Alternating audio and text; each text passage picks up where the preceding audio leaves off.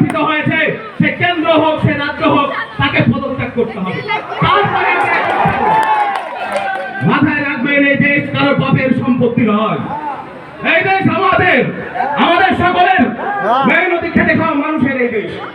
আজকে নির্বাচন কমিশন 2023-এর অ্যামেন্ডমেন্টে কি বলেছে আপনারা অনেকে জানেন, আবার অনেকে জানেন না। সেখানে বলা হয়েছে যে 2023-এর অ্যামেন্ডমেন্ট নির্বাচন কমিশনের এককভাবে নিরঙ্কুশভাবে কিছু ক্ষমতা দেওয়া হয়েছে। সেই ক্ষমতা কি শুনে নেই। নির্বাচন কমিশন কি বলছে 2023-এর অ্যামেন্ডমেন্টে, যে নির্বাচন কমিশনের বিরুদ্ধে আপনি কোন রকম অভিযোগ করতে পারবেন না। যদি অভিযোগ করেন সুপ্রিম কোর্ট কিছু ক্লারিফিকেশন চাইতে পারে, কিন্তু নির্বাচন কমিশনকে কোন রকম ভাবে নির্দেশ দিতে পারে না।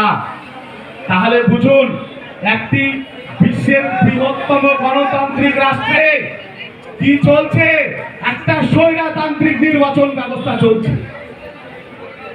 তাহলে বুঝতে পারছেন যে 2023 সালের অ্যামেন্ডমেন্টে এত বড় ক্ষতি করা হয়েছে।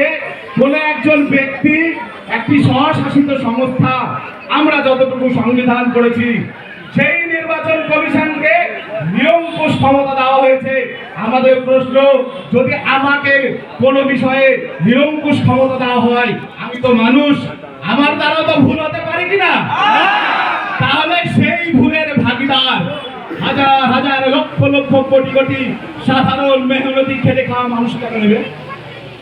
কেন নেবে? তার দায় তাকে নিতে হবে, ভারতের নির্বাচন কমিশনকে দিতে হবে।